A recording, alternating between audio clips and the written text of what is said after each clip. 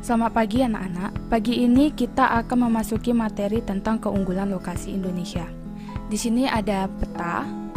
Kita masuk ke keunggulan lokasi Indonesia. Di sini ya Indonesia.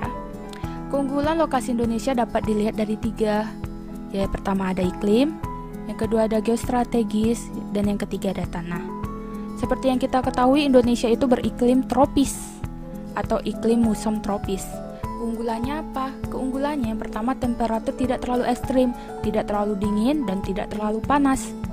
Yang kedua ada musim hujan dan musim kemarau berganti setiap 6 bulan sekali. Seperti yang kita ketahui nih, kalau dia musim hujan itu bulan Oktober sampai Februari, dan kemarau bulan Maret sampai bulan September.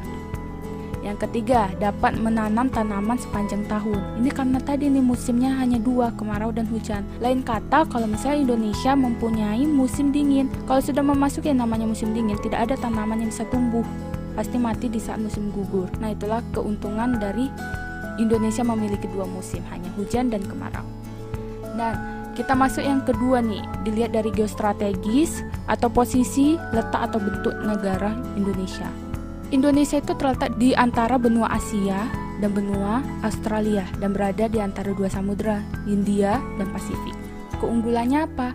Memiliki laut yang luas sehingga kaya hasil laut. Kita lihat Indonesia ini banyak banget nih lautnya.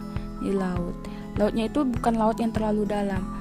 Makanya itu dia bisa menghasilkan ikan-ikan kecil atau ikan-ikan yang biasa kita konsumsi.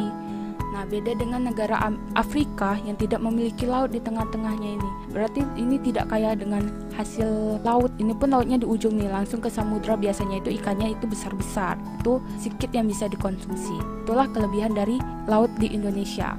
Luas sehingga kaya hasil laut seperti ikan ya.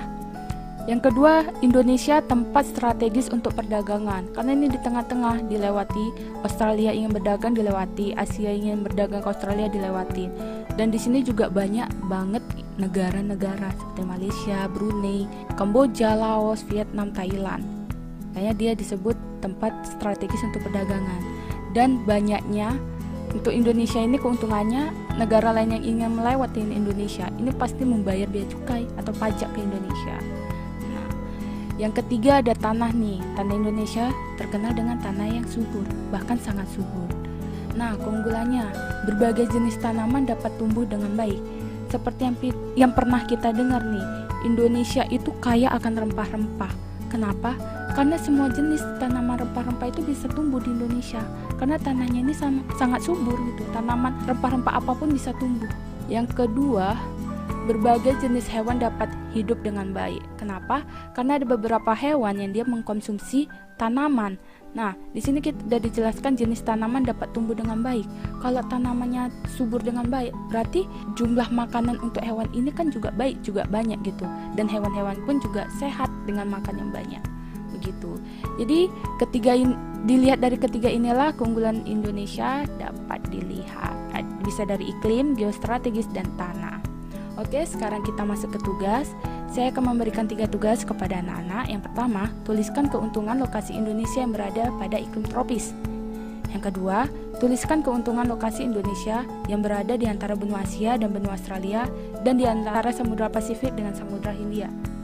Yang ketiga, mengapa di Indonesia disebut negara yang kaya akan rempah-rempah. Oke, jangan lupa tulis di kertas lembar soal dan jawabannya, tulis nama, kelas, tanggal, dan mata pelajarannya. Semoga kita semua selalu sehat dan selamat pagi.